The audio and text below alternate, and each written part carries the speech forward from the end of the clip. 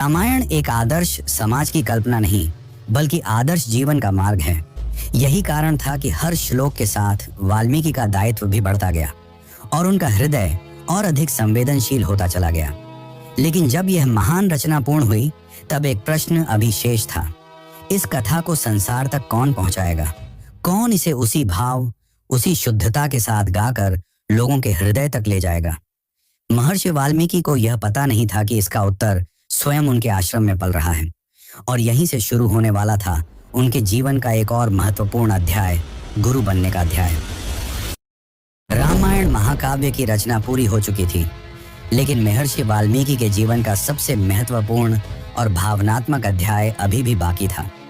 वह समय आया जब मर्यादा पुरुषोत्तम श्री राम को एक धोबी के ताने के कारण भारी मन से अपनी प्राणों से प्रिय और गर्भवती पत्नी माता सीता का त्याग करना पड़ा। लक्ष्मण जी उन्हें गंगा पार एक निर्जन जंगल में अकेला छोड़ आए, जहां माता सीता असहाय होकर विलाप कर रही थी। महर्षि वाल्मीकि ने अपनी दिव्य दृष्टि से यह सब देख लिया कि स्वयं साक्षात लक्ष्मी स्वरूपा सीता आज वन में निराश्रित हैं। उनका करुणामय हृदय पिघल उठा और वे तुरंत उनके पास पहुंचे। उन्होंने सीता जी से कहा कि वे स्वयं को अकेला न समझें, क्योंकि यह आश्रम उनके पिता के घर जैसा ही है और वे वहां उनकी पुत्री बनकर रह सकती हैं।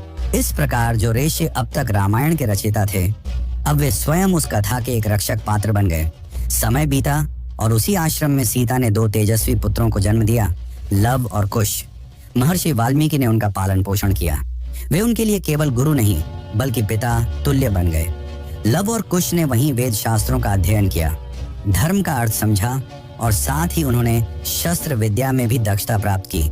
लेकिन उनकी शिक्षा का सबसे महत्वपूर्ण अंग था रामायण। आखिरकार महर्षि वाल्मीकि ने उन्हें अपनी रची हुई राम कथा कंठस्थ कराई।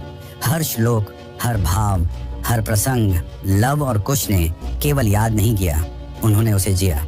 वीणा के साथ जब वे रामायण का गान करते तो आश्रम का वातावरण जैसे ठहर जाता। पशु पक्षी भी उस स्वर में खो जाते और शिष्य मौन होकर सुनते रहते।